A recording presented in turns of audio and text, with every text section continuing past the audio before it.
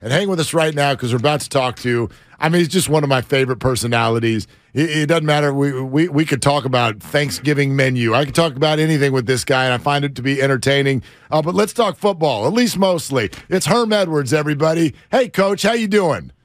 I'm doing well, and thanks for having me on. I appreciate it. Yeah, it's good. Glad to have you. What does it say about a coach in the NFL when a team is winning with their third quarterback of the year? Well, that doesn't surprise you. I think Coach Shanahan is probably one of the best play callers in the National Football League. And I think this, too, when you think about how he runs his offense, it's quarterback friendly. He's going to script things for you to do, and you just got to get the ball to the guys that can to catch it and run off with it. I mean, that's how this offense has always been, played. And when you play against them, you know that. Their foundation is the run game. And then from there, they get into the pass game and with formations, with different personnel groups, all those things become part of it. I think you got to have a smart quarterback for sure because of all the things he's going to ask you to do. What do you make of all of the formations that he uses, Coach, and all the pre-snap motion and all the rest of it? Is this something that defenses should by now be able to adjust to, or does it just present so many problems because you don't know exactly where the ball is going to end up going?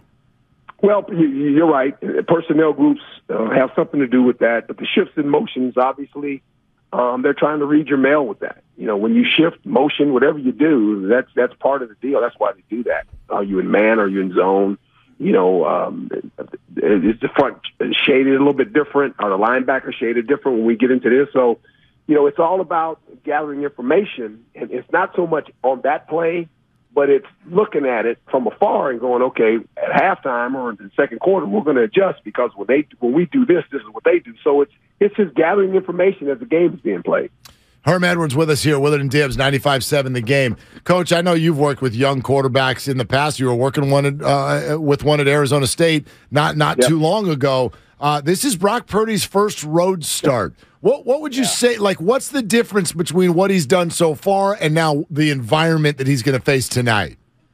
Well, he's had the comforts of home, and that's always helpful. Going on the road is a different deal. It just is, and you know it. And that's what I said about Miami. I said, right now, does that offense travel? Can this offense travel? And right now, I think people have kind of figured it out a little bit. 49ers had a blueprint of what to do. Don't allow them to throw the ball in numbers, make it very difficult, make him throw the ball down the boundary. And in the last 2 weeks, people have done that. I think for Brock, it's just a matter of just running the offense and keeping the car in the right lane. You don't get in the fast lane. Just stay in the middle, and you're going to be fine. And there'll be some bumps. But I think the thing that I like about what's happening, what's transpiring just from afar, the defensive players appreciate what this young guy has done. A young guy, not expected to play. He's the third quarterback, like you guys mentioned. I recruited the kid. He's from Arizona, and he went to Iowa State, so I know a little bit about him. It's not too big for him, but he's running the offense where – when you think about it, there's going to be about 6 or 7 plays he's going to have to make throwing the ball, and everything else going to be scripted for him. Just get it to the guy that can run with the ball, and he'll make 10 yards. This is a great offense in this sense. You could throw a 5-yard pass, and if you hit it on the seam, it becomes a 20-yard pass, right? How much of a luxury is it for him to have Brandon Ayuk, and where exactly did he learn how to run the routes the way he runs those routes, Coach? Well, when we recruited him, you knew he was going to be kind of special. And after, obviously, N'Keal Harry left, he was the next guy up, and he took advantage of it. And what he can do, and you guys have seen him now, he can run after the catch. And I think if you're a 49er fan, that's what this offense brings to the table. It's not an offense that you look at and go, they're throwing the ball down the field like 50 times. No, it might get down there every once in a while, but it's really about getting the ball out of their hands, getting guys in space, and making guys miss. That's why Debo is so electric. They use him in so many numerous ways, and hopefully he's going to get back sooner or later because he's fun to watch. But when you think about how they use him, how they use obviously McCaffrey, that's just dealing with those guys, and then you got Kittle. It's hard to defend all those guys. Absolutely. Coach Herm Edwards with us. Coach, you mentioned you recruited Brock Purdy. I'm curious what the experience was like and what you saw. Oh, classy kid, and dad, parents, good. It's just, really classy, and kind of knew what he wanted to do. Obviously, we were kind of late on the, recruiting him in the first. We got there late, and he had already kind of figured he was going to go to Iowa State, and ended up going there. But when he had to play, I was sitting watching him in the studio, and I'm going, everybody looking at me, I said, he's going to be fine. And know this, the guy played 48 snaps. Not snaps, 48 games in college. He's not like he only played quarterback, 20 games. He played 48 games in college. And the thing that people don't realize, every day that guy went on the field, he was the other quarterback servicing the defense, right? So the defensive players knew what kind of kid he was. So he saw the speed of the defense every day because he practiced against it because he was the quarterback. He was the little team quarterback. And so it's funny when you watch the players and he had to go in the game, the players we're back and said, we got you, man. You should go play. And you look at this defense, Coach, and you see Fred Warner and Nick Bosa and Hufanga and all the rest of them in the secondary. As a coach, when you are able to roll out a defense like that, it's got to feel pretty good even when you punt the ball away. Well, yeah, and now the thing is, we can't keep rolling them out there, right? I mean, the worst-case scenario is you can't have a lot of 3-and-outs because then you're putting them on the field too much. And I think they've improved. The thing that I watched early with them, the front seven was really good. The secondary at times gave up plays that you go, what? At times playing with bad eyes, just playing with bad eyes, with dirty eyes. And I think they're cleaning that up as we go. But they're very talented. They run to the ball. They take a lot of pride in the fact that they're the number one defense of football right now, and they know that. I think every time they go on the field, it reminds me of our days with John when he was in Tampa with us. That's what we were. We had this great defense. And they took pride in going, hey, man, this is what we do. We're going to go out there, and this is what they expect, and we're going to show them that this is what we are, right? And so they're taking great pride in it. It's fun to watch.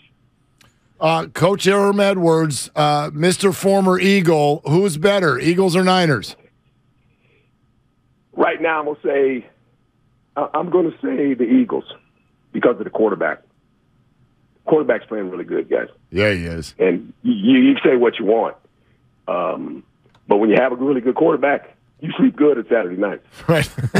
when you don't have a good quarterback, guys, the field's 150 yards long. Yeah. Field. Yep. And I just think he's improved throwing the ball. We knew he could run. Now, getting A.J. Brown, that kind of helped him. He throws it up that big fella, and he just jumps up and catches it. But I like the way they're playing. I'm not just saying that because I'm an Eagle. Look, I'm a John Lynch fan too now. So let's don't get it twisted. Yeah, maybe stretch the imagination. But I just think they've been the most consistent team, right? When you watch them play, it's like, man, right? You keep wanting them, like, huh? But they just, they play in all levels, man. Special teams is good. The defense is good. Defense is good too now. They got a good defense, guys. Yeah. Get after you now. High-octane offense. Another come-from-behind story, Geno Smith on display tonight. How impressed are you by Geno and how he's been able to resurrect his career? Yeah, there's a couple quarterbacks in the league. He happens to be one of them, How about Jared Goff? He's another one. There's some guys that have resurrected their careers, as we know. I think Geno has done a marvelous job. He was hot at one point early in the season. People say, well, this guy might be the MVP. He's thrown some balls where you just kind of scratch your head, right? Like, don't do that. Then you say, oh, this ain't the old Geno, is it? I don't think it is. I just think he doesn't have a great defense. And when you think about the Seattle Seahawks guys, first thing that comes to your mind when you think about all those guys when they had, that great defense they had, that's not those guys right now. I mean, they're like 29th in total defense. So he's having to do some things sometimes in games if they get behind to try to score the ball. Now, that guy Metcalf, he's kind of fun to watch too. He's a big target. But when Geno has to do it too much, it could get him in trouble, right? And it's a good test for him. It's a good test for Brock Purdy going on the road playing these guys because this is a division game. Seattle's still in it. They're trying to get to it. But I know one thing. You can't do what Tampa Bay did against San Francisco ask Captain America to go back there 55 times on the football. Right. You ain't winning that game. Ugly game. It becomes ugly. I don't get it. He was trying to pull his cape out.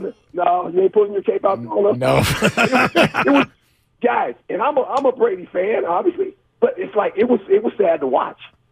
It was like he got no shot. Yeah. You can't do this, guys. You can't do this to this guy. First of all, he's 45 years old. I said, you're going to ask him to go back 55 times because the San Francisco defense? I said, guys, come on, stop all this. Yeah, it would have been sadder to watch, but if it were against a different team. But we kind of enjoyed it here, Coach. But very well said, Coach. Always great to hear you, man. Thank you for coming on. It's all mine, man. God bless you both. All right, there you go. You too, Herm. Absolutely, there it is. Herm Edwards.